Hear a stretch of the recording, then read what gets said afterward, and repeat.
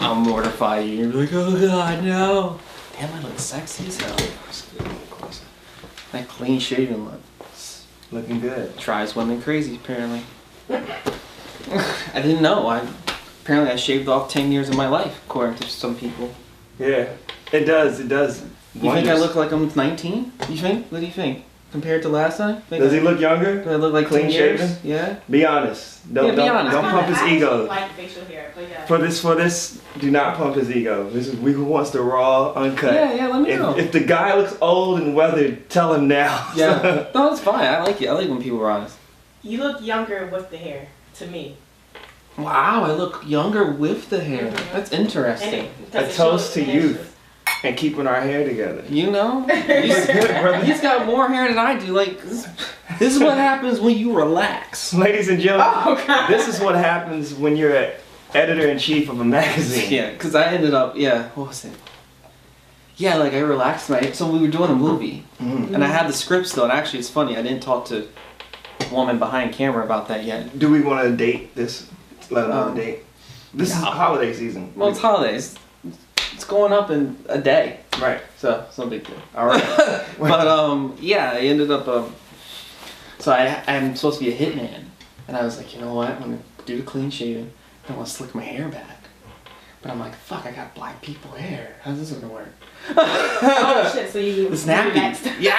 So I'm like, fuck. If it grows out, and I don't let it grow out because I have pictures of it. What do you get, a Jew fro? It's huge. And then like it's nappy as hell. Like, oh, I have nightmares still of like when I was a kid. See, and I cry. I find that so funny because his version of nappy is definitely not the version I knew growing up. Growing up, nappy for me was color purple. Yeah, right. Absolutely. So yours is more like. Well, right now it's okay. Like this would be considered nappy. Right. But imagine this all the way out to here. I'm talking 12 years of slave. I'm talking roots nappy. It's like this guy talking about his hair is nappy. Well, it was back in the day. It was not coarse. Well, not anymore. I destroyed it because I relaxed it so much. Yeah, once you mess up. I relaxed it once, right? And then my dumb ass got addicted to it because I went out and I looked like an Italian. He turned it into oh shit, he's suave. He turned into Terrence Howard from what's that trick movie? What are you talking about? Hustle and Blow. Yeah. Let me tell you something, John, man. So I ended up doing this. And I was just like, I got hooked. Because then I'd see it like ripple up because you got curls. And I was like, no, it's gotta be straight. So I ended up getting it done over and over in the salon, and I was like, no, I'm gonna do it myself. Went to the beauty store, got my own stuff, did it myself. I enjoyed the burn like an idiot because I like. Well, everyone, I think every yeah, I was like, they're like, oh, it's working. It was like what is that movie? Got excited. It was like Hoodlum, or when he got the hair done, like ooh, there was stuck his head in the toilet like the whole night. So I'm just like, so then after a while, I was like, I'm balding. So you combine that with stress and all. And I got a big ass bald spot.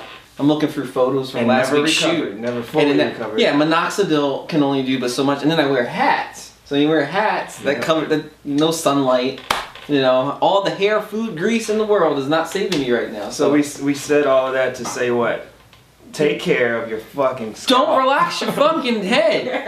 If you're black, stay you're black. natural. You black. Stay natural. And be calm with the Murray's grease. That orange tin can. I used the what was it? The Bergmont. Cause you get into some lights in front of some lights like this. It's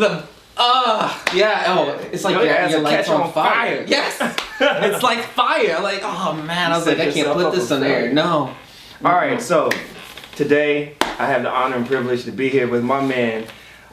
This is John, man. Tell me your name, man. Tell him. I'm Mr. Vicissitude. I'm John Shoemate for now. That may change. John Shoemate for now. Okay, we're gonna cover that later. Man, thanks for being here. I appreciate you coming all the way up early this morning. We've been looking forward to this day. I'm a morning person. Right. Some of us are. Well, we've been looking forward to this for a while now. Last time I saw you, I came to your territory for call it that magazine. Right? Yep. So I was in the Philly area. Yep. So that was cool. Thank you for that, by the way. Oh. I really appreciate that opportunity. He's as advertised. This we can't. He's gonna overpower it. He's gonna look like, baby.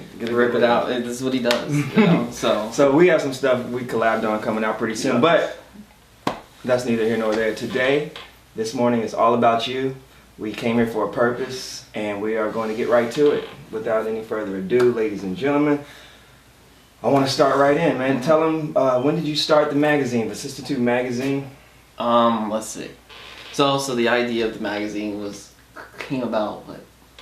And how? Yes, the whole concept, like the birth of it. That came about. Yeah, think about that. I'm getting old, guys. Well, it's almost 10 now. So 12 years ago. 12 years ago. 12 years ago. Okay. In high school, had a gay friend who basically was just like, you can't model. It became a bet. You can't model. So I actually made the magazine for all the wrong reasons. That's what I say now. It's all the wrong reasons. The magazine was made for basically, I wanted to show I could model. That's all I wanted to do. So you didn't want to be a model, or you did? Oh, I did. I wanted to be the cool guy. So you're living vicariously through us.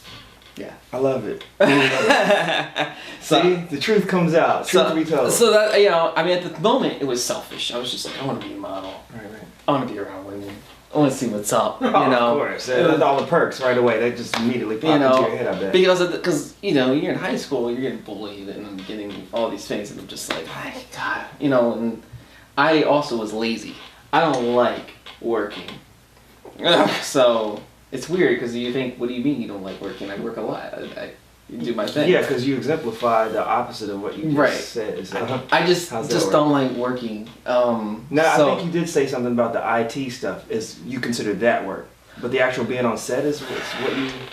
Yeah. Well, no, I just don't like working in general. So like, at the time I was thinking of ways to make residual income. So I was like, we'll do a magazine, because once you start getting advertising, residuals come in. You sit at home and sleep. That was the idea. Money come in. And that's what I had. And the original plan was actually, let's do a tech magazine a long time ago. But there's so many of them, there still are. It's just stupid. It's the internet. Still with the same name though? No. Name wasn't even discovered yet. No. Keep going. And then I said, you know what? I want to do something fun that what I thought was my friends would like. And I said, you know what? Let me do a fashion magazine. And of course, it's like at the time, we're talking, 2005. They're like, oh man, that's gay. Right. That's gay as fuck, dude. And gay people say this shit to me. It's gay, dude. I don't, you? No. But I figured, I had a really good idea of sense of fashion because I've been dressing like this for like a good 20 years. Mm-hmm. So I was just like, let's see what it is, But I wanted to do something different. I didn't want it to be, it's just a bunch of pictures. I wanted to have like something that's different, like captures what the artist goes through. Okay. And captures their story, but also has a very realistic outlook. So I didn't want it to be so high end that no one can relate to it. Because who's buying a $5,000 dress every month? Only the top 1% of the world. Yeah. So you ain't shopping there. Mostly everybody's shopping at Primark or shopping at H&M. Okay. So the content of your magazine catered to the audience of the normal consumer, like that was the idea. Okay. It went through a couple changes because it literally took 2 years just to get to the first issue. So first it was supposed to be African American based magazine. Mm-hmm. Fortunately, that didn't work out because unfortunately it just whatever factors may be. Yeah, it's just didn't work out. Okay. It actually became a Hispanic branded magazine. And now, what year are we talking? This is the first year. This is like the first issue. We're producing it. These are the people that showed up to work. These are the people that did the job. These are the people that came by. And then a lot of the models we were working with at the time just happened to be Hispanic, but also Latin dancers. And the culture is very strong in Philadelphia. Like it was a huge Latin scene at that time. So for me, I was like, okay, let's run with this. This is good. Right. So we ended up doing that, but then we didn't have a name. So the idea of the name is basically I literally flipped the book upside down, the dictionary, and read it backwards, and I got to that name. So we're starting with V. X, Y, Z. Z. We have all the way to V. literally reading a dictionary. Okay.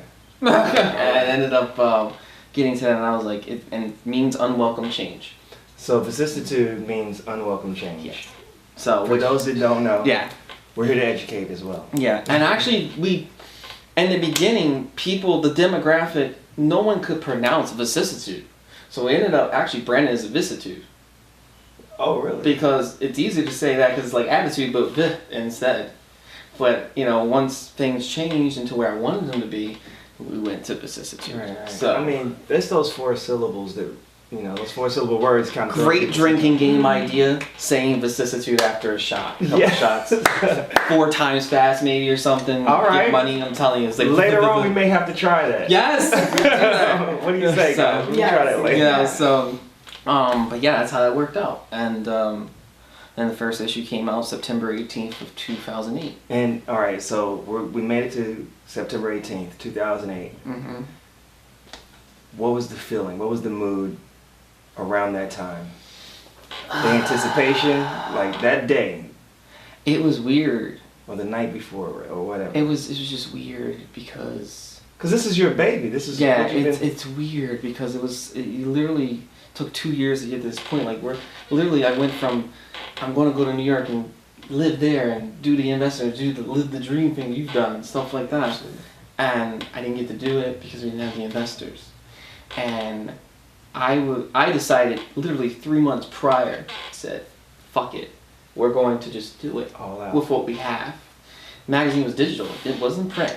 There wasn't even print services for this. No Mag Cloud, none of that? None of that stuff. So we were just like, yeah, we're not doing distribution. And the idea of the magazine also, from an internal perspective, is I wanted to create jobs for people and do everything in-house, which is not done anymore, really. That was the idea, right. Obviously. So the old school approach, like Hugh Hefner and Larry Flint, I don't know why I just went to the whole adult stuff. Well, there's another part of that. Something about me right there. That actually really gets to the point. It went through so many things. You had the African American aspect we tried to go to. It actually at one point was going to be a pornographic magazine. Oh, so I did. I'm close. Yeah. All right. And but we didn't do it because of licensing. Like there's so much licensing for every state and all that. We had to cover everything. Yeah. And I was just like, in order for this to work, I gotta go to Canada. I didn't feel like moving to Canada. Now I'm gonna think about that. So we made adjustments. Right. Yeah. So the adjustments were made to keep it. Yeah, within keep it. It was very high fashion. It was very yeah. high fashion, very everyday fashion. Wasn't anything crazy. All right. The crazy stuff was just more of the words and the attitude and the parties was the lifeblood of it at the time because that's how you looked at the magazine. You didn't know it was coming out until you saw a party. It was like, oh, a party. So now we get to see the cover on a projector screen or something like that. That's what happened with the first one. And then you get to download it and that's it. And of course, that was a foreign idea to a lot of people. Yeah. They're like, oh, where is it? It's not tangible. I need a physical copy, right? Now these days, everyone's like, I don't need a physical copy. It's just the opposite, It's right? the opposite. There's a lot of things that we've done that most people didn't do, like shooting fall fashion in fall. People didn't do that. They're like, that's stupid. Why would you do that? And current season. And yeah, and currency. But then now, Fashion Week, winters in winter, falls in fall. So look at that. Yeah, so it's kind of. So you really stuck to your guns and what you believed in, and just so happens at that time, people called up later on. The night of the event, or the night before, leading up. Okay. I was actually working at GameStop. Yeah, bad fact, worked at GameStop. we got all as a starting point, you know. I worked for the city and then went to GameStop. All right. So I worked at Radio Shack and Sprint and Radio Shack. I would love the Radio Shack. So and I know you would love Eddie Bauer. I can see you and Eddie Bauer.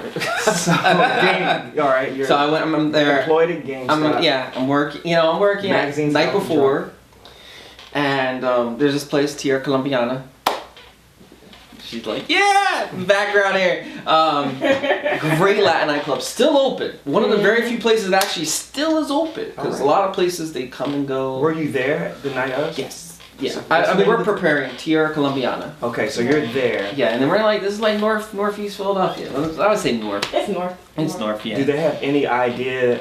Oh, no, they know the event. We planned everything. We've been planning this for months. Okay, so at the club, it was to promote that? Yes. So we have the whole place. It's a Thursday night. Everything's decked out, and this is an interesting time because it's mixed emotions, especially in hindsight. Yeah. Because it's like, okay, you know, you're going into this event, and you're not only, it's not just your magazine, you're on the cover with a woman, which is obviously, there's so much stigma behind that in general. What do you mean? Talk about that a little bit. Well, you know, it's the stigma we deal with. It's like you're dating a model, and and to be honest, in hindsight, I won't consider her a model because she could have been a model. She had the Iman look. How did she end up booking the cover with you? It actually happened through, at the time, my right hand man at the time knew her, said she looked great, and then we did a couple things together, and it actually worked out. And then, well, so the first issue, the launch was originally going to be just you on the cover, right? No, it wasn't supposed to be me at all. At all. It was supposed to just be a model or something, and the concept became her and You I, and her. and it was supposed to be her idea. So I'm almost certain questions had to surround that. Correct. So can we? Yeah, I mean, it's just like what's going on or doing stuff, and it was weird because she really wasn't with me. She really wasn't a model, but she could be one, but she wasn't serious about it. It's a weird time when I think about it now. It's a weird time. Yeah, think about it. Right yeah, and it was just a weird time for me because it was like I'm doing something that's really out of what my dad thought I was doing. You know, he saw me doing IT work. He saw me doing a lot of stuff, but to do a fashion magazine is a little different. He was good about it. He always supported everything. So it was great. Yeah, oh yeah, it was great. That night was wild. Like that night was wild for me. I came home. Was he there? Oh no, he stayed home. Okay. But well, I was just asking. I drove home. It's a major. Yeah, and he's not about that club life. Okay. And he just wanted me to go, and you know, and he wanted me to do it on my own because I told him I need to do this on my own. And I went there, and he would stay up. The story about my dad is he would stay up. If you ever had the pleasure of meeting him, which very few did, unfortunately, he would sit on the porch, and it was still warm, September.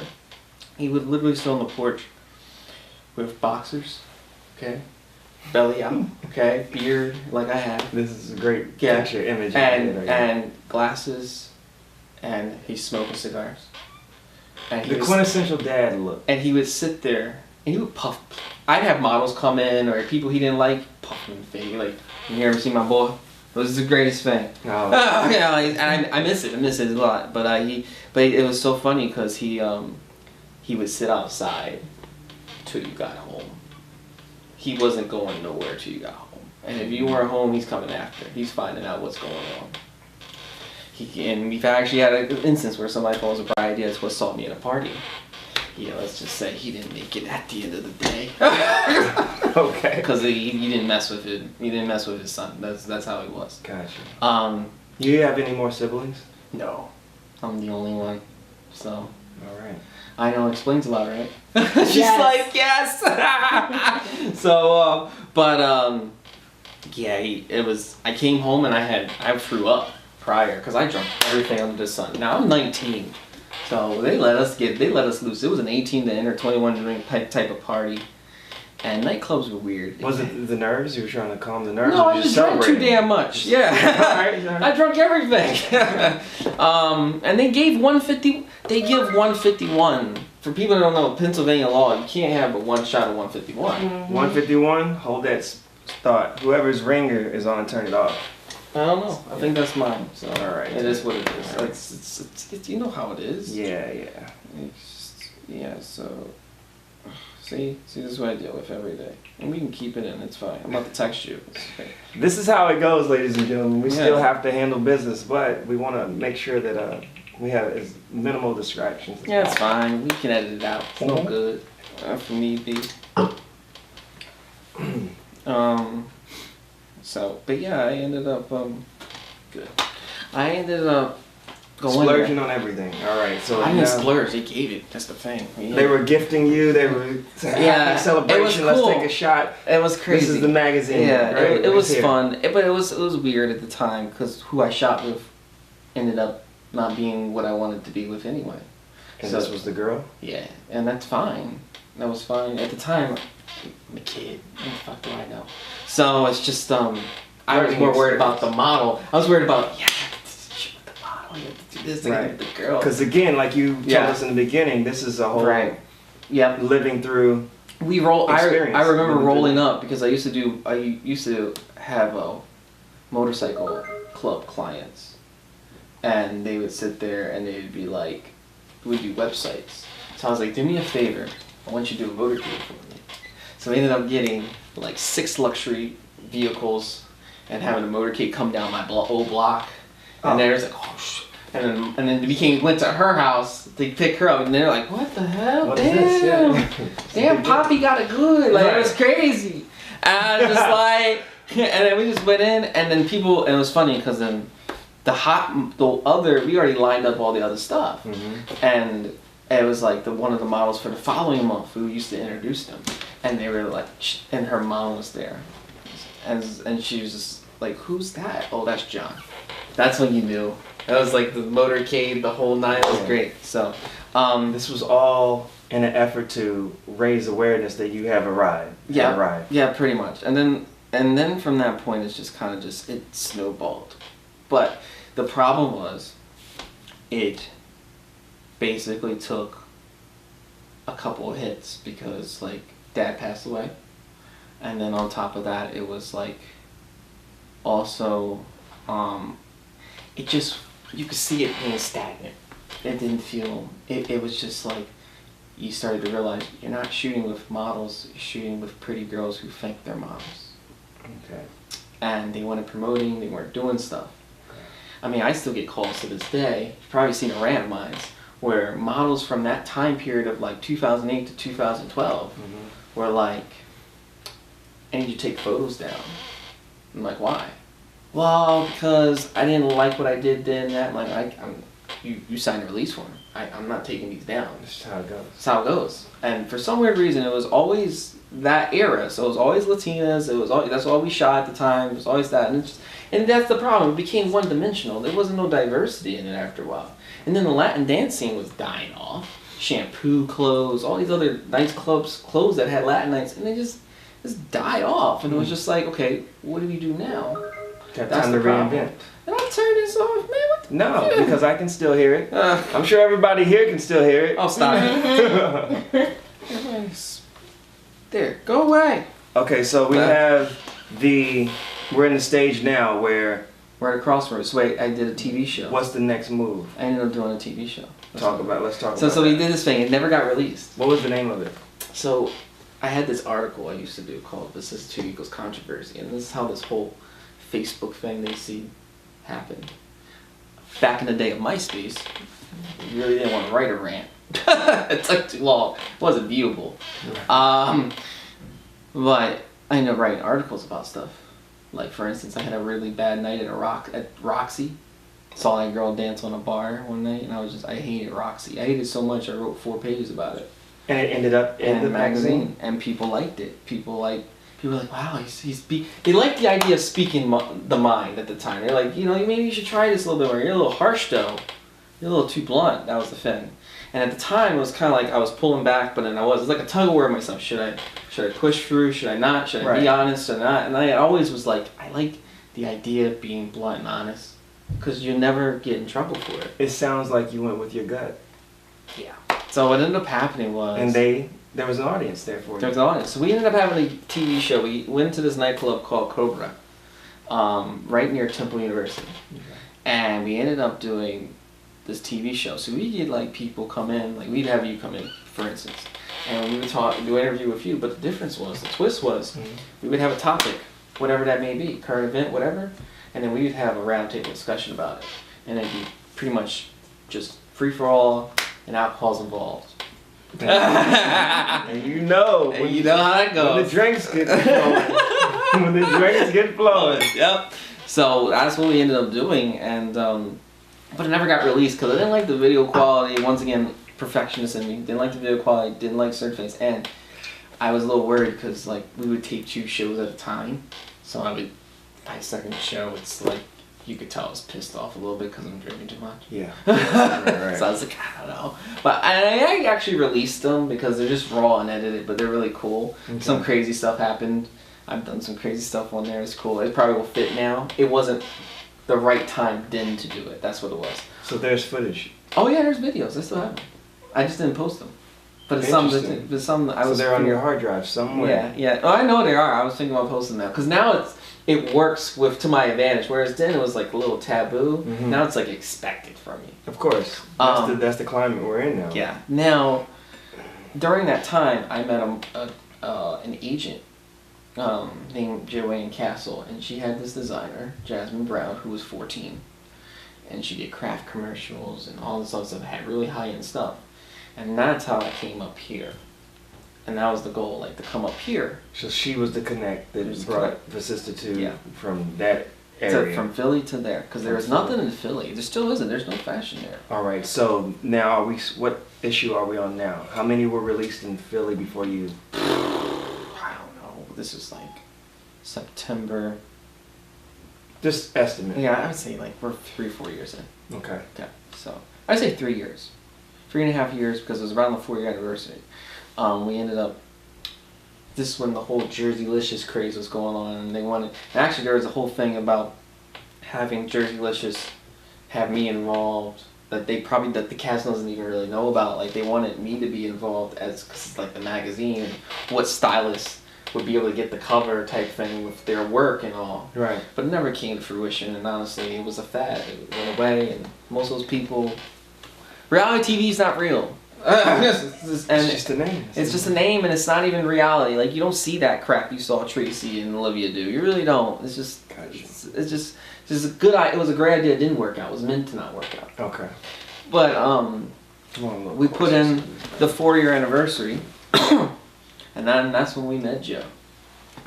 So this is the introductory to this. Somebody invited Joe Nunez to the show. Photographer. Yep. Extraordinaire. Yep. I've worked with him. Many people have. So his name carries weight, rings bells. It's heavy, cause like at the time talk about he didn't. So he came, and I actually met his sister first. It was just funny because she was sitting there looking, just examining the magazine, looking all good. Sorry, I have to say it. She's hot. So really classy lady, and then Joe met me. And then we decided to do a shoot because he liked the idea of it. He just didn't like what it looked like, and I agreed. I didn't like how it looked. So you're all on the same page too. Yeah, I didn't like how it looked. Yeah, I wanted to be what it should have been in the beginning. Okay. And he could bring that to the table. So we did this really huge shoot, not far from Fort somewhere. It was somewhere near the GW Bridge. I forgot the actual. This relationship developed in New York. Is that right? Well, in North Jersey, right around these areas. Yeah. Right. Okay. And that's when Joe got involved. Yeah. And then we did a shoot, and basically it literally just ended up being a ritual. Every night, get off from work, go home, talk to Joe for 6 hours. That's what we did. We talked 6 hours about stuff, everything. And then of course got deeper and got to be more of a personal thing, but you learned from each other a lot, I believe. Like where it's like, because at the time he didn't have a platform to put what he really wanted to put out. And he was tired of doing just normal crap. Yeah. So you both were looking for a breakthrough. Right. And this is the ingredients, like you guys sitting and getting to learn who each other are, and more about each other. And then I would say the turning point was February of 2013. Okay. Because after that, it was like every issue, boom, boom, boom. Every issue was better and better and better. Like you start seeing people collecting them on their coffee tables, because it was a work of art at that point. Joe turned the magazine into a work of art. Whereas now it's like, hey, you're paying for a piece of art. You're not paying for just a fashion magazine. It's not fashion anymore. It's more of an artistic vibe to it. Right. Can I say that's what attracted me to your magazine? So his involvement in it was reflected. So, do you need help? Yes. Okay. Pop it up on camera. Who cares? All right. This is Rico Suave, man. This is the real Rico Suave. He's here, man. Yeah, like he came all the way here to Jersey to have me interview him, and I've done it before. I have tried this before. I actually looked at the videos that I've done. I used to have people do it, and people didn't take it serious. They didn't understand the flow. They didn't understand what it was supposed to be. So far so good. You get it. What made you give me a shot? Well, you know what it was? It was just like I needed to be real and authentic, and I needed someone to ask questions that actually make sense. That actually are going to be they're going to shy away from a question. Mm-hmm. So I want those questions. Yeah, I'm not the type to play it safe just to Right. avoid being rude or anything. Right. Let's give it. Let's give it. What we use, we use. What we don't, you still got it. We're going to use it all. There is not going to be That's anything. That's the purpose of today, ladies and gentlemen, to come here and get the nitty gritty, get down to it. All right. So that's where we're at with that. It just it grew to that point, mm-hmm. and it just kept on going and going. Like we had. So all right, let's back up a tad. All right, so we got Joe and you on the phone. Let's say out of the week, 6 hours, 4 days a week. No, it's every day. Even more. Every damn day. You guys are at this point, right? You have developed a rhythm. Oh yeah. Right? Now, how did that translate to paper? Because we all know as artists we can get lost in the execution, right? Yeah. All these ideas floating around. Yeah. See, here was the problem with the magazine. The biggest flaw is that at the end of the day, it's a fashion magazine. Mm-hmm. It doesn't sell. That's the problem. It doesn't sell. The ads sell. But if you don't have advertisers, what do you do?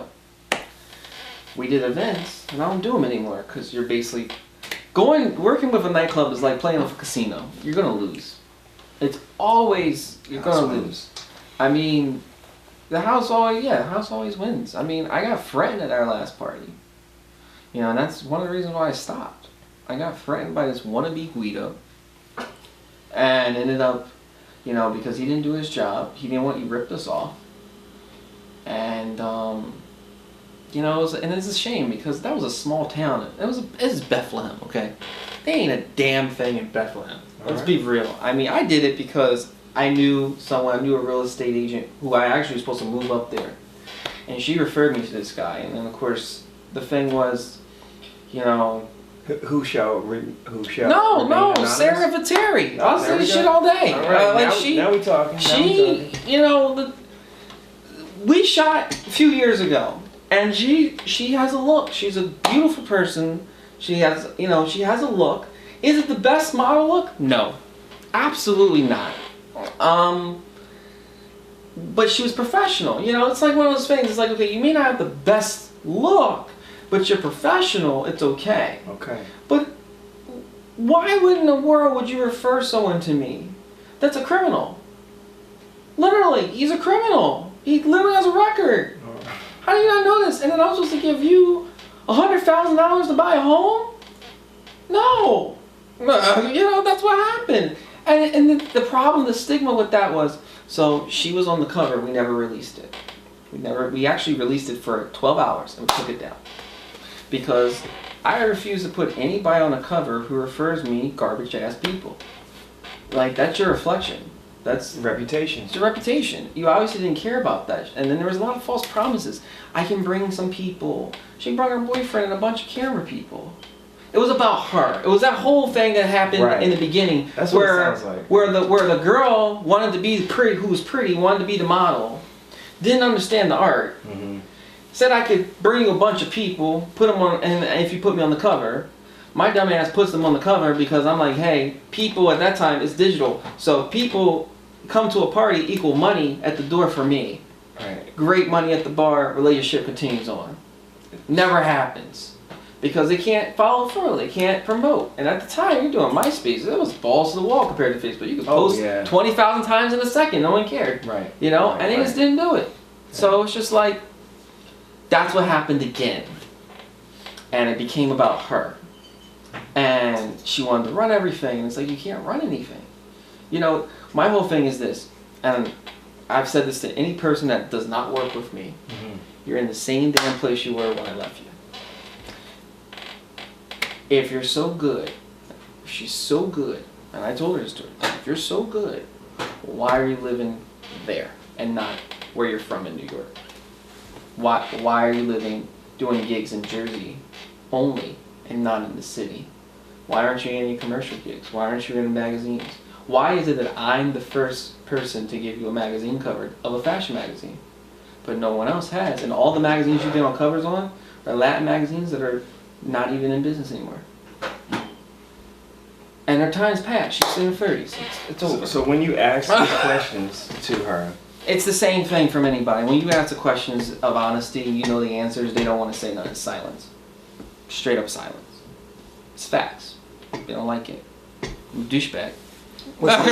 that right there. Now I'm glad that this led to that, because you have this way of carrying yourself that's just no holds barred.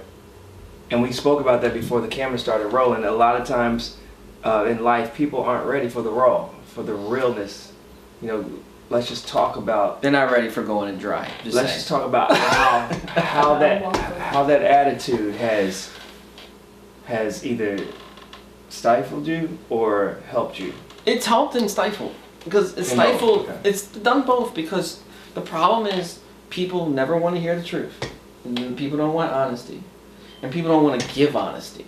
A lot of people, like when I first came up here, it's a lot of, I don't want you to work with them. If you do, I won't work with you. And it was just like, I don't give a shit what y'all problem is. If you're cool with me, I'm working with you. And I would be like, hey, did you tell them that you don't want to work with them? Could you say it to their face? Because I mean, I don't like people that can't tell people how they feel. Go right to the source. Just goes to the person. And there's a lot of people that just don't do that. It's a lot of whispering and this, that. And it's like, no, it's hearsay. It's bullshit. You know? And I hated it. So you never wanted to be a part of that crowd, like develop a conversation or a relationship based off of gossip. Yeah, I'm not an ass kisser anyway. Right. There's no point. I would rather. That's one of the things I really respect about you. That's why I fuck with you. Yeah. Because I just can't do it. I can't. It's tempting because it's an easy way out. It's like it's like sleeping to the top. It's the coward's way out. It's the coward's way out. It's like sleeping to the top. You can sleep to the top. Be good. Have a mate. People done it all the time. Still do it to this day. Yep. Successful as hell. But it's like I can't sleep at night. Yeah. I can't do it. My body's my temple anyway. I can't do that. Okay, so I'm glad you said that. I attended a seminar a couple days ago to see my friend, and he spoke on the panel. One of the panel guests said, she was a female, and she said, we always could rely on this thing called nature's key, which means sleeping your way to the top. Yeah. Now, the way she phrased that is so... it's a euphemism, but we get it. We know what's going on there. Yeah. That will never go out of style. Never will. But there's integrity involved in that you lose along the way. Yes, I agree. And you were able to maintain. I try to maintain as much as possible. All right. You know, so. By being true to yourself, it seems. Yeah, I try to be honest with myself. You know, it's difficult. It's not easy to do, but it's because sometimes you get questioned and you wanna do. I like to do right by people. I like to care about people. And I get that's a my sense problem. of that. I care about too many people, and to a fault. And people they honestly don't care. You know, like going to the most. They probably would do, but not as much as you. The most terrifying feeling is going to a party. I don't do parties for another reason now, and that is when I go to a party. It's the same song and dance. You know, it doesn't matter if it's a birthday party. It doesn't matter what I do with the magazine. It's if I do a party, this is how I feel. Actually, I'll put it in the perspective you can see because you were at the party. You were at the Americana party. Yes, I was. So you're at the Americana party. I got there late, obviously. It wasn't on purpose. It was not by design. I was supposed to be there early because I don't like the whole entrance thing. It never works. The entrance shit never. I tried it. Don't wow, work. Who is he? That's the guy. That's the guy, right? Yeah, so, it never works anyway. It's better to show up in the beginning and blend in, you know. Okay. So I went and I was with this really tall model named Mara. And she was my date, which was weird because Joe knew her, but I didn't know her, but I asked her out on Facebook. Which is like, whoa, why did I ask her out on Facebook? how people say yes to this shit. Like, wow, I didn't even meet you. Like, I'm just in person and building up. I just said, hey, you want to go with me? That's sure. the way it goes. That's I was the like, way it goes shit. nowadays. Yeah. And here I am, like, and I'm geeking out like a school. Joe and I are hilarious. We geek out like school girls. Like, did you get it? Did it happen? Yeah. Yeah, it happened, Joe. While What's the- staring at a monitor in front of you. Yes. She said yes. Yes, she said yes. You're typing exactly. It sits there, and I picked her up, Central Jersey. Mm-hmm. I was already pissed off because I went there. I'm in a rental. I went there, and We're talking about the Americana yeah, party, the issue where the director. Yeah, Qua was on the Was cover. on the cover. Yeah, so we went there, picked her up. She decides to bring her mom and her best friend, and I'm just like, okay, you know, whatever, I don't care. And so we drive there, park, you know how that goes. And just to walk you through how I feel, because it's how I felt every time I did something. Okay, wait. Mm. She invited them without you knowing, correct? So I ended up driving them all, like, whatever, fuck it, you know. We all go. And I finally meet the promoter. Now, what people don't know is that I've done a lot of my work literally on the phone. Like, I'm in Philly doing work. Joe's just my guy who talks to people, is up here. And then I'll come up. That time I wasn't driving. I could get rentals, but I wasn't driving. I see. Good old SEPTA. So I sat there, and I would take the train up here, hang with Joe, just sleep over, whatever I had to do, you know. Because the relationship was already strong. Yeah. Right? Yeah. Your issues in right now with him, magazine issues in. You see it. Yeah. You see it in The work is there. work, yeah. All right. So the relationship is intact. Yeah. So I drove there because, you know, I'm like, I can't go on a train with a girl. It's stupid. So I go, and we get there, and to walk you through it, I walk in, and there's chaos because I have to deal with everybody's complaints because everybody has an idea of what they want, but they don't really see the full big picture. Mm-hmm. And then I see literally 95% of a crowd don't like me. Fake shit. That's what I see every time at a party. I see that every time. I see you, and I'm like, okay, he's cool, he's doing something. You know, we talk, whatever. I see Qua, I see Joe, I see Jeanette, I see all these people that I know that I work with or that I know are genuine.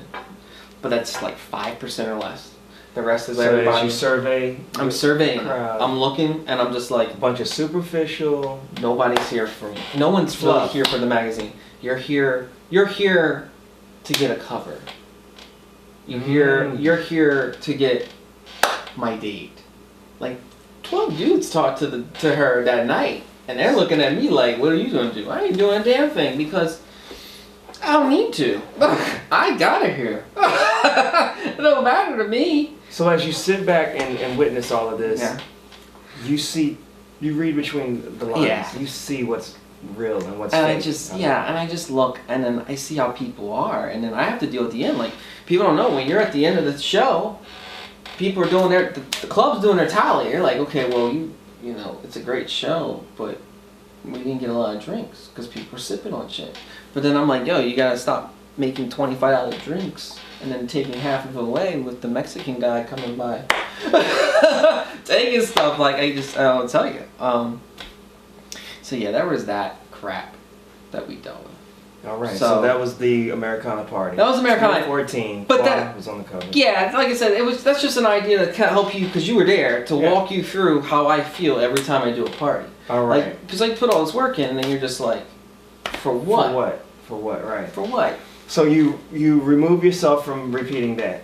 Oh yeah. Again, we're done with parties now. I mean, here's the problem. I'm a glutton for punishment, so I may actually have a birthday party. If I All make right. it, Well, if I make it to 30. Let's hope I can make it. Okay. Now, it's funny you phrased it that way, because I just have to ask, like, the whole purpose surrounding this interview was you had a lot to say and get off your chest. Yeah. When I hear people, this is personally speaking, when I hear people say things like, if I make it to 30,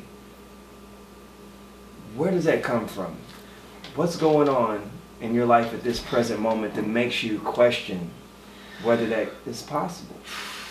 I question a lot of things. I've done it before, but I question a lot because the problem is, Are you good right now? What would you consider? I don't know. I don't really know if I'm good. I mean, obviously, it hasn't been a magazine out in almost 13 months.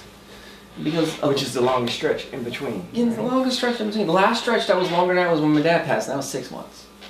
You know, it's been 13 months because... But you've been faced with things a lot like of things. This yeah, before. The problem is... And you remain resilient through it all. Yeah, it's just, you know, personally, I've been dealing with a lot of personal stuff with money and stuff. I mean, I went into major debt for that party we did last.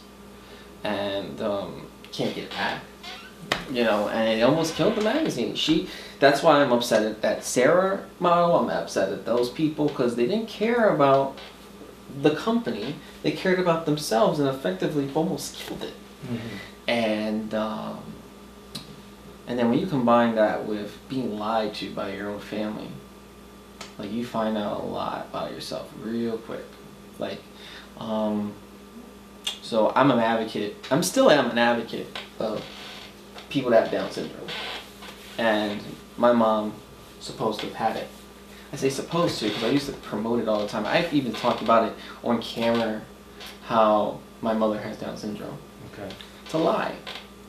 And I didn't know the lie. It's a lie because... You discovered this? That it was a front? Mm-hmm. Yep. Why would she do that?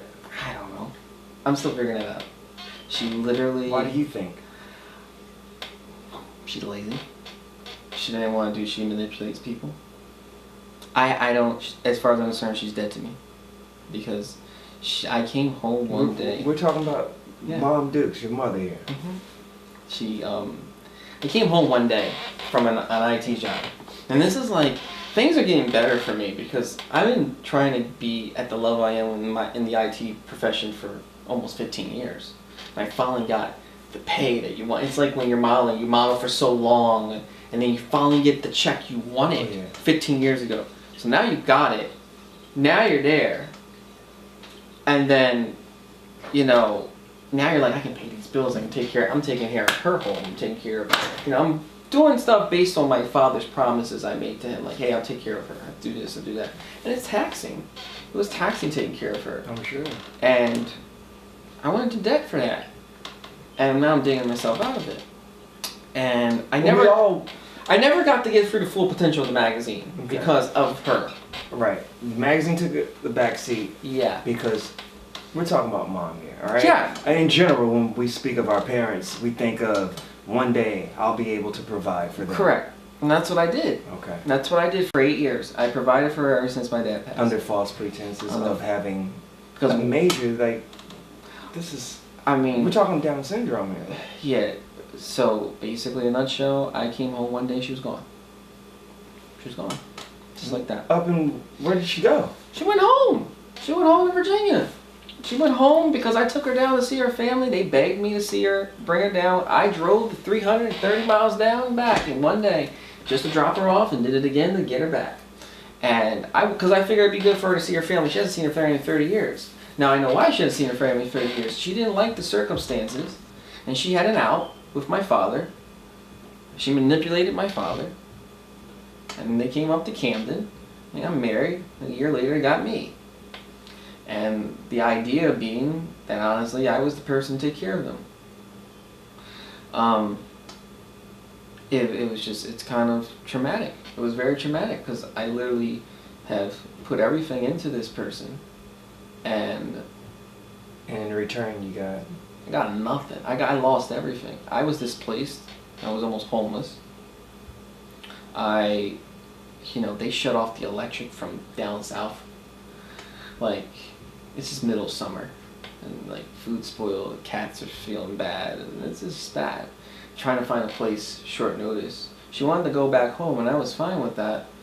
But she went about it all the wrong way. She didn't care about the debts on the home. She didn't care about this stuff. She didn't care about her son.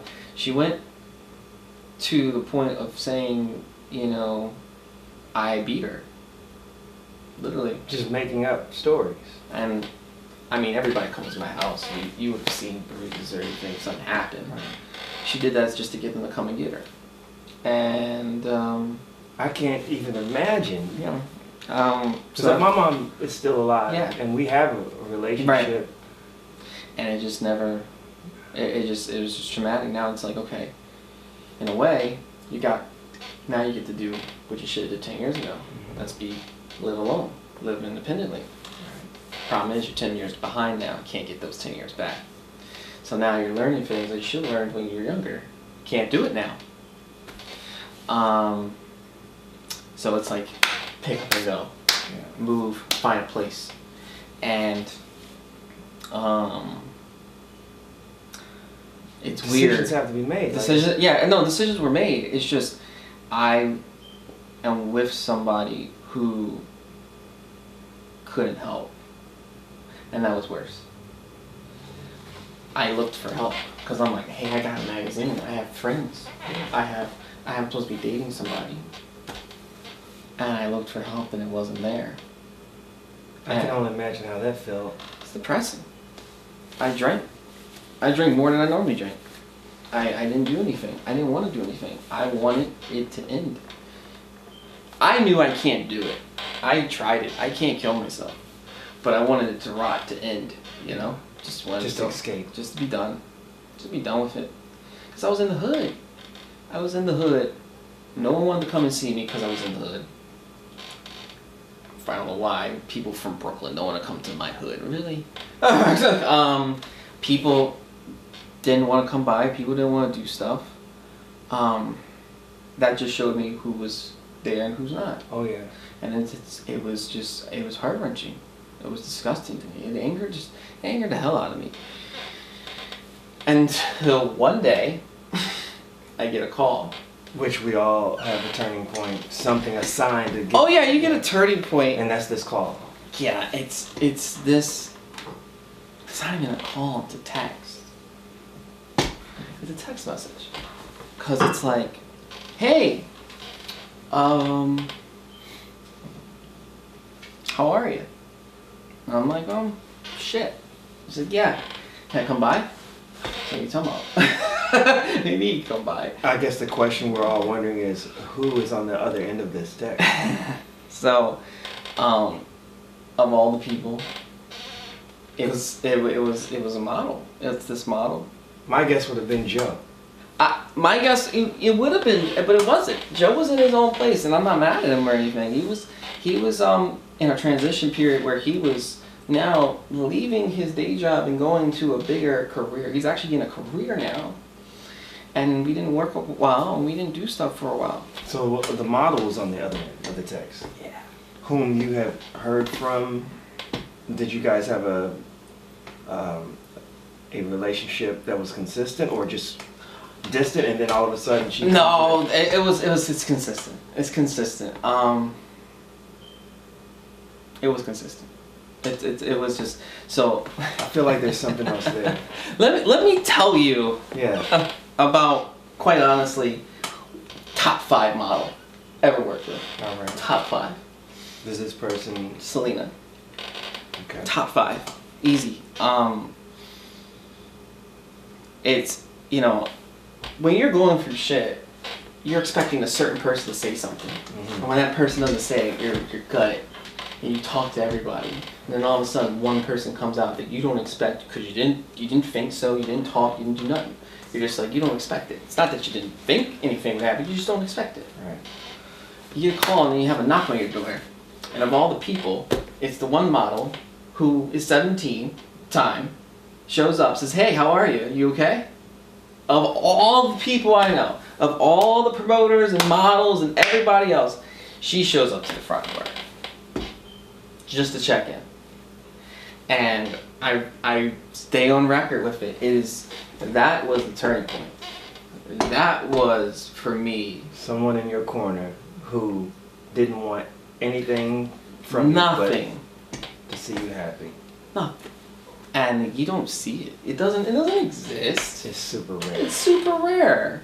Super rare. And I've known her for at the top, like almost 3 years now? 3 years? Mm-hmm. And it's funny, I love this story. So I met her through her mom on Model Mayhem. Okay. And it was hilarious because my whole rule was, can't do, I don't shoot underage. And it wasn't, I just didn't want to deal with the paperwork. And then, you get some psycho ass moms. So I've true. had models, mothers want to have sex with me so their daughter could be on the cover. And it's just like, why? Right. So, Well, we know that model mayhem is a breeding ground for that. So unfortunately. So I can't knock it fully because I found some intelligent leads. I found stuff, and to be honest, for that time, it was an upgrade from Craigslist because that's when we started on. Whoa. Craigslist, whew, All right. that's a special one, let me tell you. So, I remember driving from Micro Center. I remember everything. That's the problem with me. I remember clearly driving. I was driving with my best friend's son. We went to Micro Center, and we drove back, and I got a call from her mother. I actually got a call from her first, actually. And it was about the shoot. And I said, hey, so how old are you? And she's like, well, I'm 16. Red flag. 15. I'm like, can't do it. Here we But go. now I'm short models. I'm short by 3. So you're willing to make an So exception? I was like, I gotta talk to your mom. I have to. Mom calls, talk to her. I see your portfolio. And I'm just like, okay. And they're like, well, we're not from here. We're from Colorado. It's like, perfect. We're gonna put you in. Because I didn't want to deal with anybody local that's underage. It's a bad thing in Philly. Right. Just no.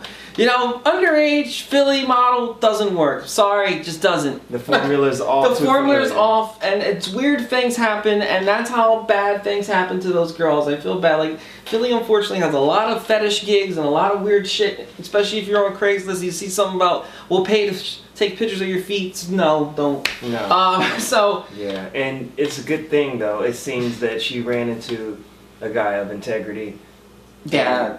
And I would hope so. It didn't, well, yeah. Luckily for her, it worked out. She didn't end up on the casting couch. We've heard those stories plenty of times. Oh, yeah.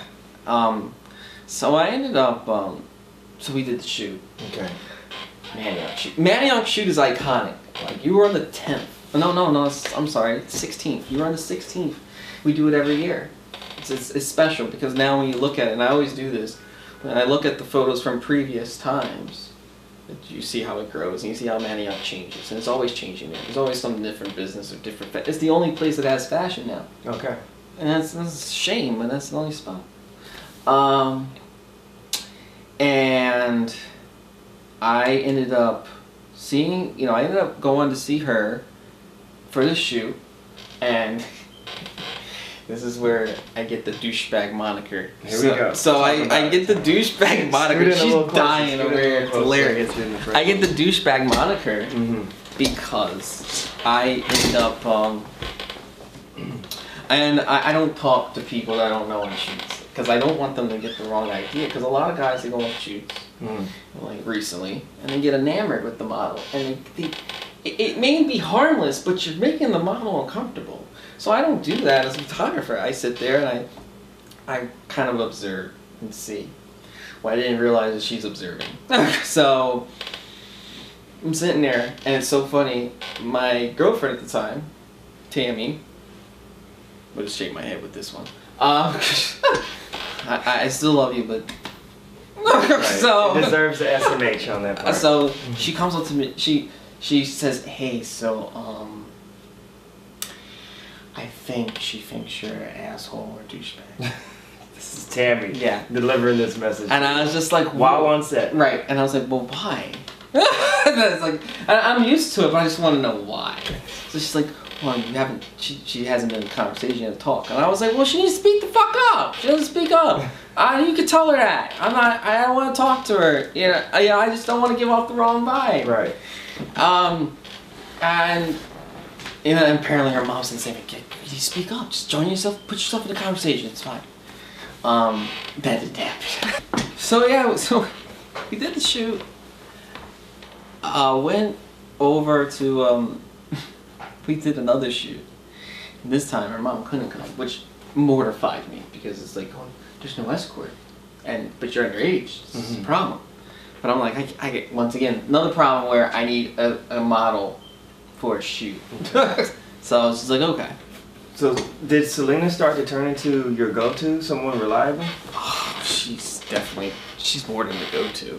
She's like, honestly, the face. That's your muse, is that what they coined it? I would say she's the muse. I mean, like I said, I'm more in terms of magazine. I'd say the face. The At least face. that's what I would like. Okay. Well, yeah, the lingo. All right. Magazine, the face of the man. I've heard that expression. Muse is more of a photographer standpoint. Is that right? Or Yeah. Correct me if I'm wrong. Yeah, it is. I mean, she technically could be the muse if we've done it before. You know, just. Because aren't you on both sides? Aren't you a photographer? I'm as well? unfortunately on both sides. It's not by design. I don't want to be a photographer. I don't. But I ended up being a photographer because I couldn't find reliable people.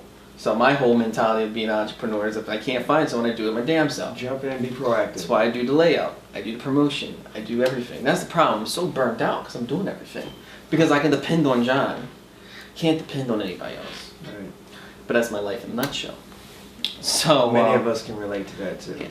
So, but we're telling your stories. Talk about that. Talk about that. So So yeah, that's what ended up happening with her. She, you know, we ended up building upon it, and it was so funny to me. I just thought about this a few weeks ago. Mhm. Her mom messaged me maybe it was a year ago. I remember we was having this weird conversation. She's like, "You guys have a very unique relationship. I don't know what it is. We have a very unique relationship." Can I say I've noticed that too? I think a lot of people have noticed it. I guess. I mean. Which leads to other questions at hand. Of course it does. Of course it does. I can take it there. You can ask. I mean, I would love to. I'm sure your audience would like to know as well. Yeah. So, has it ever spilled outside of professional? I mean, we're friends. We're friends. Of course, you guys. We're really.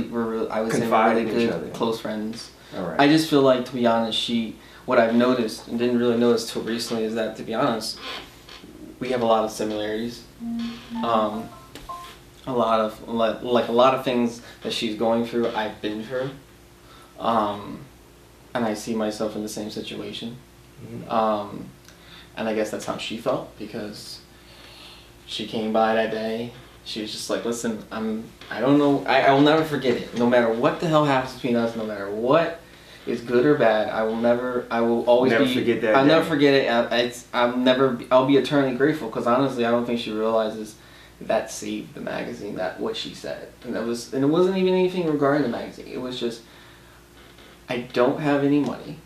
I don't know. I can't help you that way. I can't help you with certain things. But what I can do is sit here right now on this couch and talk to you." Huge. It's literally That's huge. all I ever wanted. From anybody. It don't matter what kind of relationship it is. It's all I ever wanted from anybody. John, we just came from a place earlier where you talked about how the expected people to show up weren't there. They were absent. Right. Selena shows up on your doorstep, and all she wants is to be a provider of, how are you? I want to listen to you to help you. Right. No monetary gain. Right. No. She don't need any covers. She had 3. Right. Don't need any covers. Don't need any of that. So she showed up and saved the magazine? That's how I look at it. I mean, of course, I have to do the work. I still got to do stuff. Of course. but the feeling. the feeling. Because it felt like, because now it's like, I did the magazine to provide something to people more than just a magazine. I did the magazine to provide people an opportunity. And for people to grasp that. And I knew everybody couldn't grasp that opportunity. But I wasn't expected. I didn't expect nearly no one to grasp the opportunity. That's the problem. Expectation bar was set. Like, low. Yeah. It ended up being way low than I wanted it to be. Okay. So when someone comes along and says basically don't continue, just continue, don't give up, what do you say to that? Like, what do you say besides let's go? You know?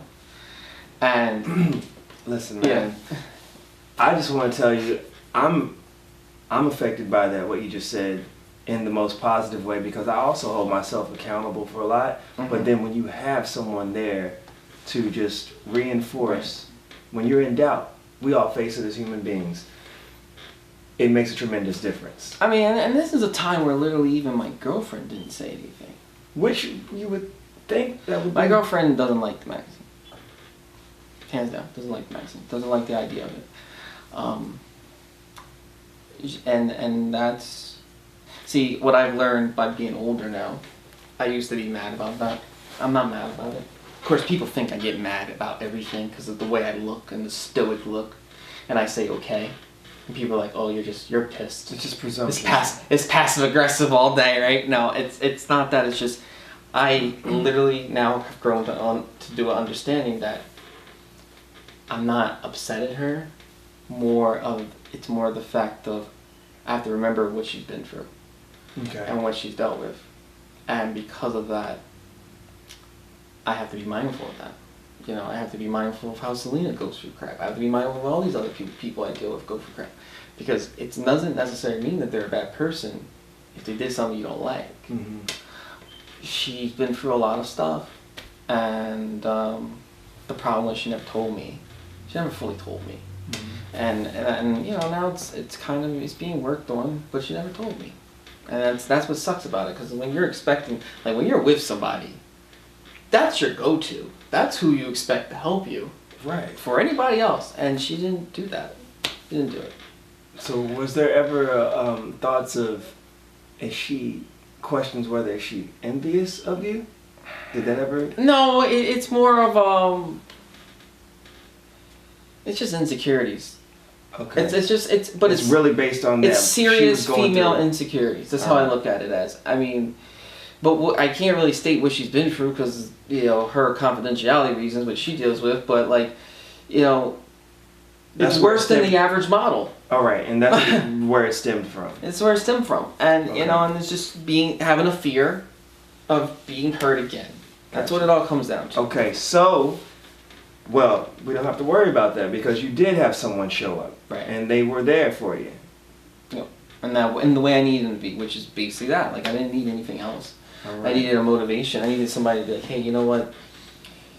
This guy gave me a shot to do something, and I ran with it. And that's what she did. I give an opportunity. I can't do no more. You have to run with it. Of course. Runs with it. Man, you sound like me right now. It doesn't matter. You're speaking my language right now. It's funny because it's like, it doesn't matter. You've seen this on set. It doesn't matter if she's on a cover. Doesn't matter if she's by herself. Doesn't matter if she's not with me. Doesn't matter if she's in the background, like she was with you. She was in the background. Doesn't matter. Two things happen. She does her job, and she's always eligible. It's simple. It's done. And there's never a complaint besides it's cold out. Right. It's never a complaint otherwise. Right. But that's it. That's what she does. She comes in and does that. She understands art like nobody else I know. Wow. Like literally, she has this uncanny ability that we all kind of have as artists, but she has it to another level where every artist that I know has some type of pain. Every single artist. I have too much. You probably have some. Yes, I do. You know, everyone has some type, and we use it to our advantage to make art. She has insurmountable amounts of pain.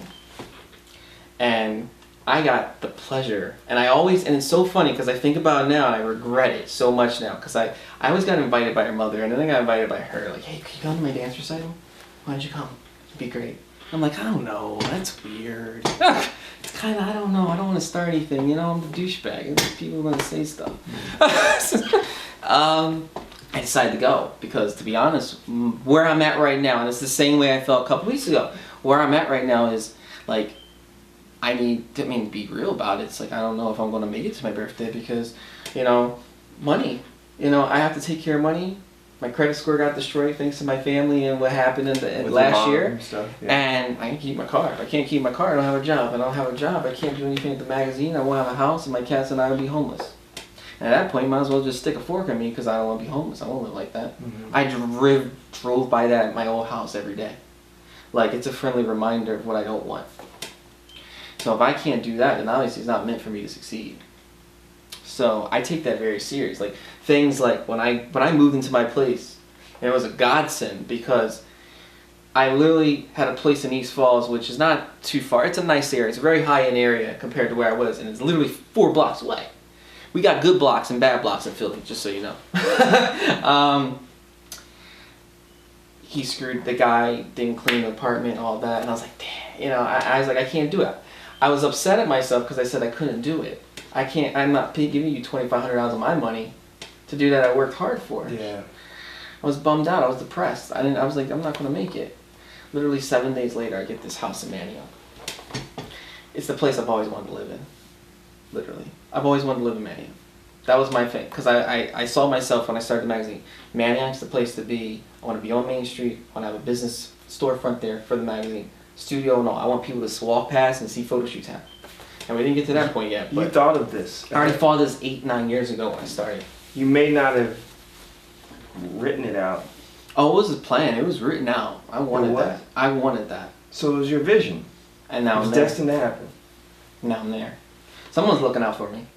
Okay, I'm not the most religious guy anymore, even though my dad was a minister. But I just... Really? My grandfather was too. Yeah, I I know, I can relate. So yeah, being the preacher's son is interesting. Being the preacher's grandson.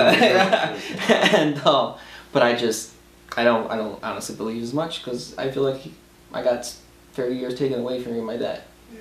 So, but something's going on. He's looking out. Something higher power. I got to that spot and you could have ended up in that shithole. Yep, I would have stayed there and rotted. And what ended up happening was, like, it was like things that people take for granted, like being able to cook a dinner, having hot water. I didn't have hot water for a year. Damn, a whole year. Full year. I can't imagine. I love cold, but I don't like cold showers all the time. I didn't have gas. I didn't have, like, electric got cut off.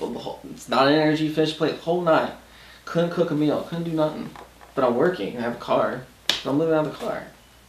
And those little things that people always bitch and moan about and take for granted, like going out and eating and making a meal and stuff like that. Like, it was a traumatic process. I would cry every day. Yeah. Because I was like, oh, man, I have hot water. I'm scolding, but I don't care. Right. And that was a great thing. And through the whole process, you know, at the time, Selena was there. The whole time. No questions asked. Which blows my mind, because I'm like, I just photographed you. I just gave you an opportunity. You don't need to be there. But see, the things that we do sometimes, we don't know Right, how they affect them. how they affect the people. And that's what it came down to. And I didn't realize that it affected her in such a great way. Going back to a few weeks ago, I ended up going because she was telling me, you should come, and I never went. I was like, no, I'm going to go today. So I wanted to be an asshole, actually. So I went. Live up to the reputation. Might as well, right? So I sat there and I went and I told her, and as usual, this is how blunt I am. I called my shot. I want to be in the front row. I want to see what you can do. Dance recital. That's it. I want to see it. This is serious to me because I love ballet. I actually love ballet and opera and stuff. I just don't go because I don't want to go by. I have this thing. I don't like going to this place by myself. I've done it. It's okay. It's cool. I can do it. But it's better when you have someone that you care about to go with. I agree. To experience it with. Once again, I'm going by myself though. But I was like, you know what? This time I don't think I'm by myself. So I'm going to go. So I go. Real quick, did you bother to ask your girlfriend at the time? She got invited by her. She didn't want to go. Just had to ask. I out of know. Curiosity. I know. She didn't want to go. Moving on. So I went, and like when I say, and she already told me, like, I don't know if I want you to go now. I'm like, I don't know. This is a personal thing. This is a very personal thing, as you know, as an artist. When you model, it's a personal thing. Yes. People don't realize that. And I sat there, I was like, well, I'm gonna go. If you don't want me to go, I don't go. No, you just go. Just go. I need you to go. So I go. And it literally was like, I'm going through this whole show, and through this whole show, she's from beginning to end pretty much. This is her baby. This is her thing. I'm seeing somebody that's basically taking what she, something she created with her own 2 hands and feet, and just make it happen, right? And I'm sitting there, and I can feel. You ever felt that? You ever do something? I felt it one other time. That's with Joe. You ever do something with an artist, and you feel their pain? You can channel their pain. Yes. That's when it's in its truest form, the essence. That's what happened. I felt every pain. I could feel her toes break. That's how I felt. Crazy shit, but that's how I felt. Only an artist will understand. Only us. Artists will Only understand. us. Yeah. I could feel it. I could There's see people everything. who's going to view this later that they'll identify with that the most. Every single emotion you could think of when it comes to feeling that and grasping that. Right. surreal. It's indescribable. So she delivered that night a performance that. It was business as usual for her. I always say that to her. She doesn't believe it. It was business as usual. She comes in, But once fuck again, shit up, and go home. That's what she does. But once again, she was able to do something for you Yeah. in a time you needed it. In time, we both needed it. Both of you guys. Yeah, I would say both of us. You know. Isn't that, you see that right there? Oh, yeah. You were there for her covers. Yeah. She delivered a performance for you at that time. Yeah. It's an exchange. It's an exchange. Yeah. And it was surreal. It was intense. It was fantastic. Unfortunately, she made everybody else look bad. But you know what? That's what happens when you're good. Yeah. No need to hold back. No, yeah. Yeah, it was. Memorable. It was great. It was. That was the inspiration for our shoot that we just did together. I came out of retirement because of that. Wow. To model, because the problem that I had, and now I can, because I'm in this whole. I need to do this. Like I need to come up here, to see you guys before if something bad happens. Because I now live like that. I needed to see a performance if something bad happens, so I don't have any regrets. Now I'm like I need to model correctly, because in my eyes I didn't model right. I never had the opportunity to model like you or somebody like that because I always had to either carry the model because they weren't a model, they were just a girl, problems, or the concept wasn't right or something was wrong. And I was like, you know what? We're going to give this one more shot. Mm-hmm. I cut 4 inches off my waist in 7 days for this. That's how serious this was to me. And the photographer's like, I just want to do portraits. No, we're not doing portraits. You're doing portraits, go home. I'm going to jail. Mm. We're not doing this. I will drive up here for that. Like, we ended up basically making that concept. I came up with the idea during that performance of, how does an artist convey pain? And that's basically how that came about. And it wasn't just for us. It was more for the hair, the makeup, the photographer to convey that as well through that shoot. Okay.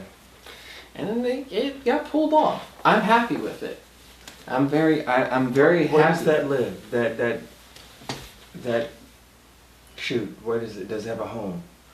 Well, it originally wasn't. Now it will. I mean, it's going to end up probably being a cover. So it will be cool because it may be her 5th, which ties only one other model for that. And the thing is, the difference. Okay, someone may dispute one of the covers being kind of lackluster, but to be honest, compared to the other model that has done that model got 5 covers because no one showed up to work. She got 5 covers because it didn't matter if they showed up to work. She was going to get it. Right. So you have that in the chamber. That shoot. Yeah, that's coming. That's seriously coming. You gotta share that. Oh, I have to. John, you have to share. If nothing else comes out, that has to come out, because I feel like it's a. Your work is never done. Yeah, and it's an ode to every artist that has actually dealt with that. Any artist that's done with, traveling up to New York to live the dream or anything like that, like everything, and it's simple. It is a simple shoot. There's no designer involved. It's a simple shoot. But when you bring 2 people together that know their shit, and then you put in makeup and you got a pretty good photographer. Who was the photographer? This individual we're working with now, Krishmir Jaraga. He's cool. I mean, being honest, he's cool. He's I like to say that he's good and he could grow into a position similar to Joe's, if he gives it the opportunity and time. But time will tell. But the day of that shoot, aligned, everything was good. Everything was good. I mean, the only hiccup would be that the hairstylist got into an accident. Unfortunately, couldn't make it. But other than that, it was good. Like I said, it meant something to me for that to happen. Yeah. And because I always felt the other shoots had that vibe of, oh, he's just dating her, or he's just trying to. I'm like, well, I'm a guy. Fact. Every model looks good. Almost every model looks good. It actually is a model. Right. I mean, I'm not going to sit here and say I'm not human, say I'm not attracted to anybody, but at the same time, that's never what it was about for me. Yeah. It's nothing. Anybody can pose with a girl. You see it on Facebook. It's nothing.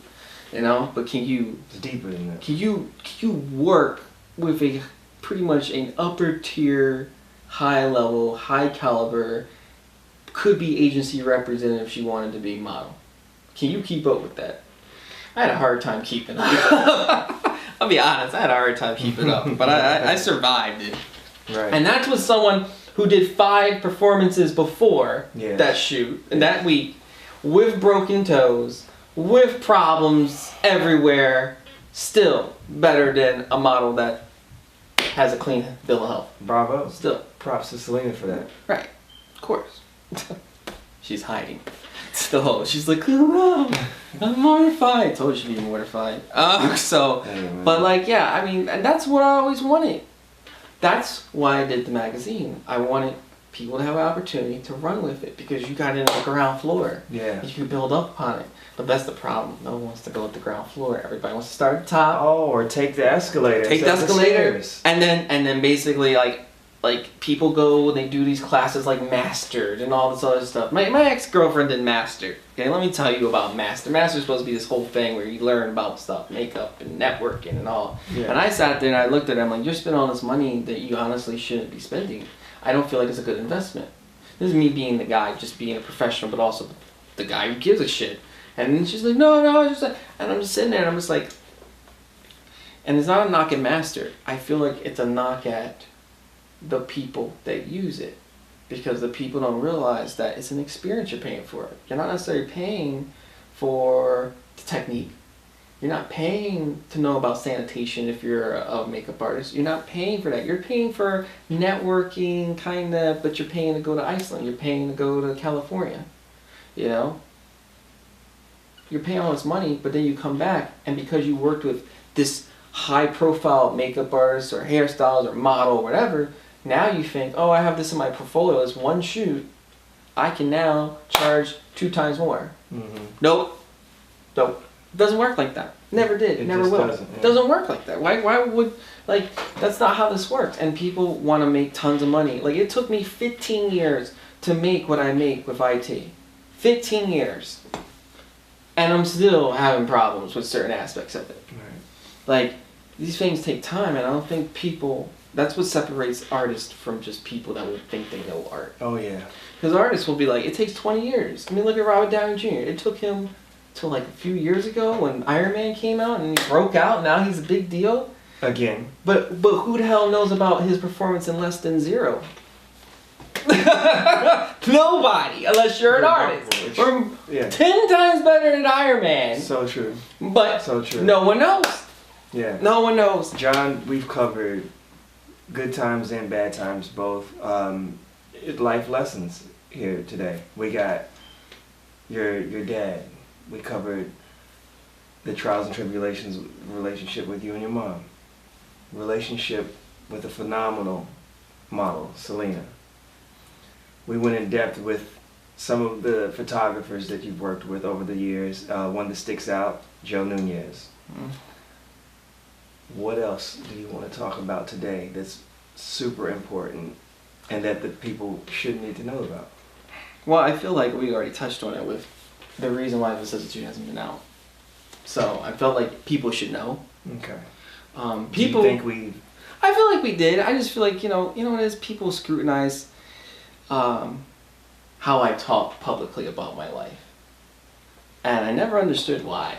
Because I felt like, you know what, I always told people everything because you can't use any dirt on me because there's nothing no one knows. And people didn't like that, I guess. I mean, people have actually told me, the photographer you just worked with was like, I don't want you to be offended, but I unfollowed you. And I'm like, I'm not offended. It's not for everybody. Right. Vicissitude is not for everybody. I mean, we're coming out with a new magazine that now is supposed to be more of the Playboy, old school Playboy style. Okay. You know, it's supposed to be ultra edgy and sexy because, well, sex sells, and now I feel like it's the time we could do it. I just wanted to put it out there that, you know, I'm not gone, and, you know, I'm picking up where I left off. Because honestly, there's not one magazine that I've seen. I mean, you let me know, because you've been around doing this actively than I have lately. I have not seen one magazine take my spot yet. Not one spot. Not one magazine. I don't care if it's a Lucid. I don't care names. I really don't. As you know, like, I don't care if it's a Lucid. I don't care if it's Billy Banks. Blunt. Yeah, sorry, Billy Blunt, my bad. Yeah. I do like his publication. Shout out to Billy. Yeah, I love your publication, I do. But at the end of the day, Vicissitude was so unique. Yes. And it still is. Yeah. And I've been going for 13 months and no one has Stepped in your lane. no one has done anything innovative. I would have to agree with you on that part because I know that a few people who have been in the magazine, such as like Thomas Cole, or on the covers like Andy Peak, good friend of mine, several, even Darius Gibbs having parts of that Darius too. is fantastic. He is. He's We need to do karaoke soon, Darius. Put it out there. Shout out to Darius Gibbs too. Dark. He's awesome. Oh my God, we have drunk love your stories line. for days. I'm Yeah. telling But with all that said, it's just a feeling of vicissitude. Not only just the name sticks out, but what you guys represent. There's a feeling behind it right there. And my experience personally, being a part of the family and the whole movement of it, was a milestone. It was a highlight for me.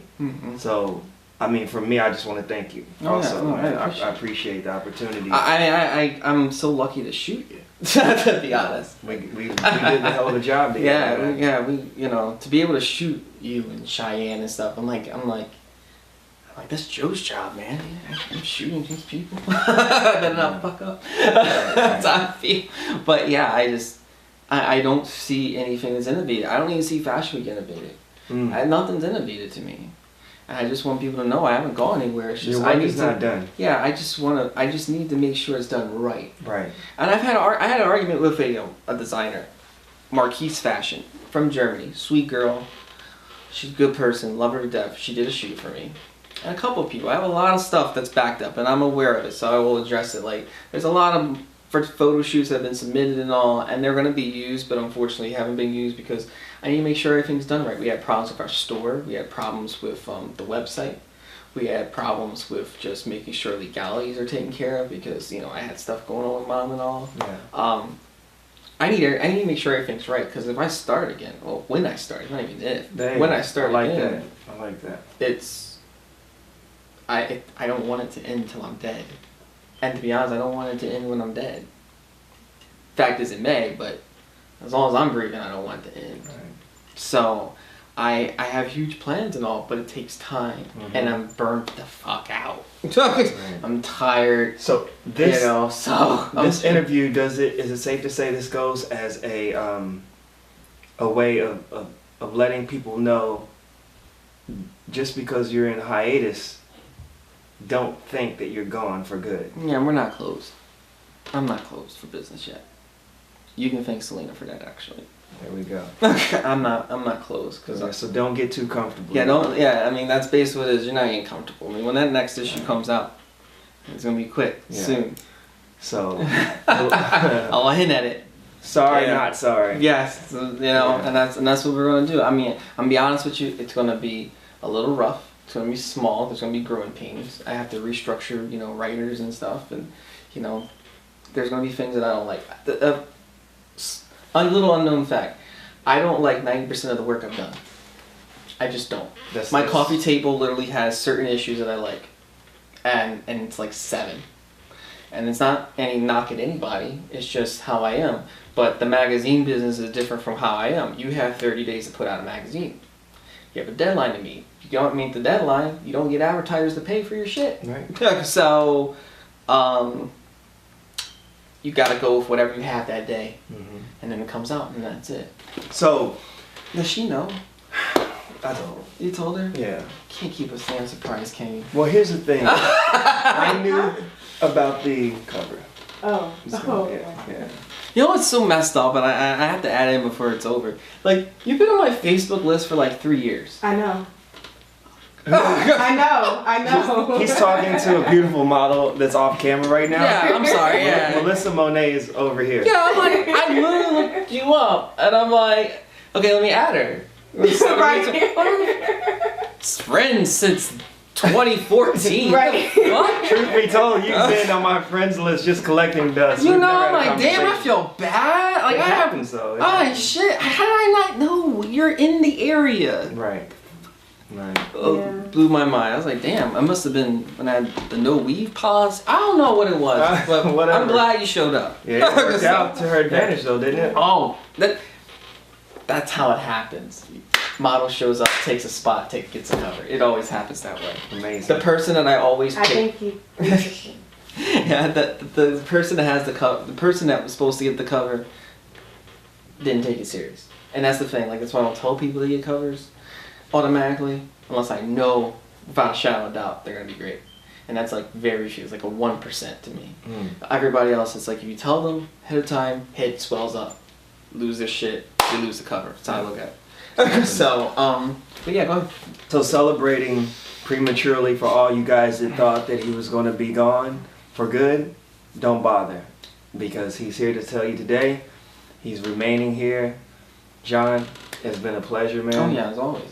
Appreciate it. Thank you for today, man. Thank you for that. I appreciate you. I'm looking forward to what you have coming up in 2018. Your relationship with me is intact, and I hope to grow further with you moving forward. Yep. Be great. Yeah, man. Vicissitude 2018 and beyond. Oh yeah, that's the plan. Yeah, and the One new, day at a time. the new one, the more provocative one coming out. Do you want to let them know? I mean, before we... okay, so we've been keeping it on the wraps for a long time. It's actually been worked on for almost a year and a half now. Red Midnight. That's what it's gonna be called. And basically, it's gonna be a. It's basically gonna be what it is. It's Playboy. It's gonna be nudity. It's gonna have this thing, but it's gonna be tasteful. It's gonna be art. We have quite a few models involved with that you probably would have expected. And it's gonna be fun. It was fun shooting it. We shot pretty much the bulk of it already. It's gonna have a different vibe. It's gonna be alternate. Like this is Tuesday monthly, that's bi-monthly. Certain things are being changed up about it. It's really an experiment. Red Midnight's an experiment. Because at the end of the day, money. It's an experiment. I want to see what happens with it.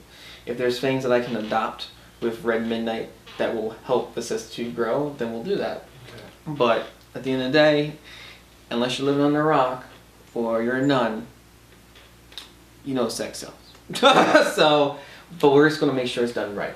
It's not going to be pornographic. We're not doing that. Still going to be tasteful. It will be tasteful. It will be edgy. It will have the Vicissitude edge to it. But it will still be tasteful. It'll be fun. And I think it'll be a blast. And it may actually expose people to a different side of the industry that needs to be shown correctly. And it may get more models to feel comfortable about doing nudity and stuff. Because there's a lot of people that would like to do it but don't do it because we got a lot of GWCs on Earth. There we go. Let's better talk about it. So if it's any reflection of the past work you've done, but in a more provocative, from a more provocative standpoint, yes. I'm sure I speak for many of us. We're all looking forward to it. Oh yeah. We can't wait to see what you got in store for us. Yep. Man. So that's coming soon. Red Midnight. Red Midnight. That's what we're gonna do. So. All right. Alrighty. All right, man. Appreciate it, man. Hey, my pleasure. All right. Don't mention it. Take care, guys. This is Rico King signing off. This has been a pleasure and an honor. Till next time.